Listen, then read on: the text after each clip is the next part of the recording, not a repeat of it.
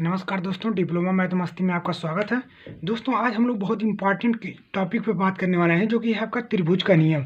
Applied mechanics में applied जो mechanics आपका है, ठीक है, तो उसमें क्या है, अप्लाइड मैथमेटिक्स सब्जेक्ट में जो आपका मोस्ट इंपॉर्टेंट, जो बहुत इंपॉर्टेंट है एग्जाम के पॉइंट ऑफ व्यू से हमेशा पूछता है, ठीक है।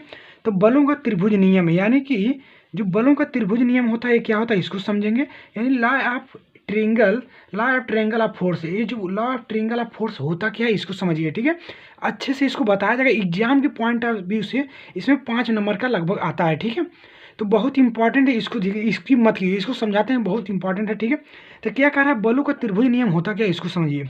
तो किसी पिंड के किसी बिंदु पर लगे हुए 3 बलों को, यानी कोई पिंड है उस पर लगे हुए 3 बलों को परिमाण यानी मैग्नीट्यूड और दिशा में, अगर कोई पिंड है उस पर 3, जैसे मान लीजिए कोई ये पिंड है, ठीक है।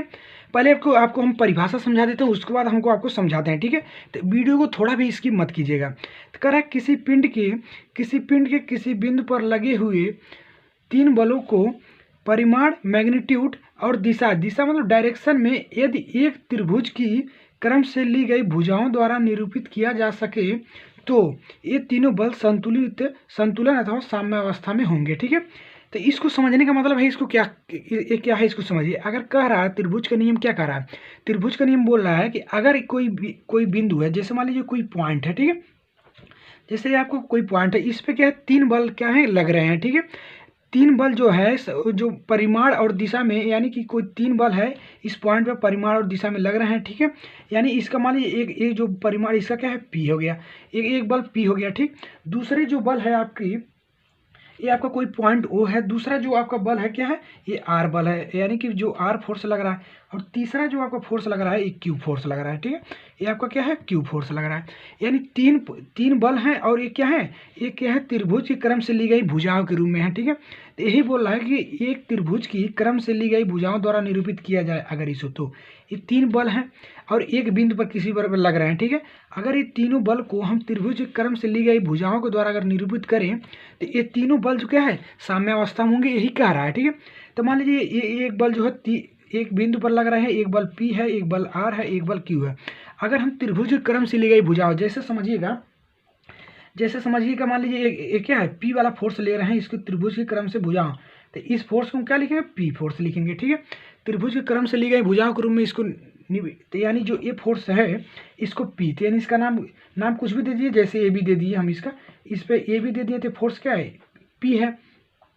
और दूसरा जो फोर्स है त्रिभुज के क्रम से लिए हुए, दूसरा क्या फोर्स है, इस डायरेक्शन में जा रहा है, तो इसी डायरेक्शन में इसको भी कर दीजिए, ठीक है।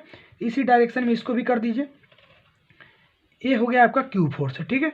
ये देखिए जो कह रहा है क्वेश्चन में कि जो कह रहा है इस थियरी में law of triangle of force है, बलों के त्रिभुज का नियम बोल रहा है। तो मतलब क्या है, ये एक फोर्स ये है, यानी कि एक फोर्स से लगा दिए। अब दूसरा जो फोर्स है, दूसरा फोर्स उसी डायरेक्शन में, उसी मैग्नीट्यूड के साथ, मैग्नीट्यूड भी वही है, परिमाण भी वही है और दिशा भी, देखिए इस डायरेक्शन में जा रहा है, तो इसको हम इसी डायरेक्शन में ले आ दिए, ठीक है, ठीक। और क्या, तीनों भुजाओं के क्रम से ली गई है, पहला भुजा ए बी ले लिए, फिर इसको बी सी ले लिए, उसके बाद हम ए सी। अब यहाँ पर देखिए आर जो रिजल्टेंट क्या है, नीचे की तरफ इसकी दिशा है, और इसका मैग्नीट्यूड क्या है, मैग्नीट्यूड आर है, तो इसको क्या करें, नीचे की तरह इसकी दिशा लगा दीजिए, ठीक है। ये कौन सा है, फोर्स है, आर फोर्स है, ठीक है। तो ये हो जाएगा आपका ए सी, ठीक है। तो यही देखिए, तो त्रिभुज के क्रम से जो ली गई भुजाएं हैं, तो ये क्या है, तीनों जो बल होंगे, जो ये क्या है, फोर्स पी है, ये फोर्स क्यू है, ठीक है। तो इन तीनों बलों को क्या है, बैलेंस कौन करेगा, ये रिजल्टेंट जो आर करेगा, ठीक है। तो यही कह रहा है कि तीनों बल संतुलित होंगे। इन दोनों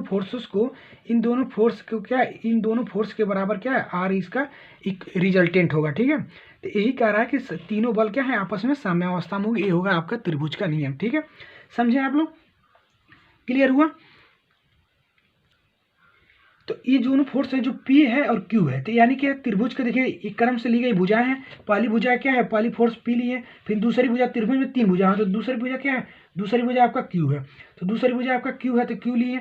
और इसका भी दिशा क्या है, इस डायरेक्शन में, ऊपर की दिशा में, तो देखिए डायरेक्शन भी सेम लिए और मैग्नीट्यूड भी सेम लिए। इसमें भी डायरेक्शन इधर की दिशा में, इधर भी डायरेक्शन सेम लिए, मैग्नीट्यूड भी सेम।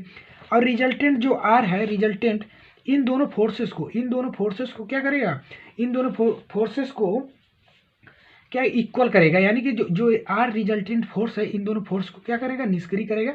मतलब ये तीनों क्या है, आपस में साम्यावस्था में है, ठीक है। तो इसकी भी दिशा आपका क्या है, इधर है, ठीक है। तो ये होता है त्रिभुज का नियम, ठीक है।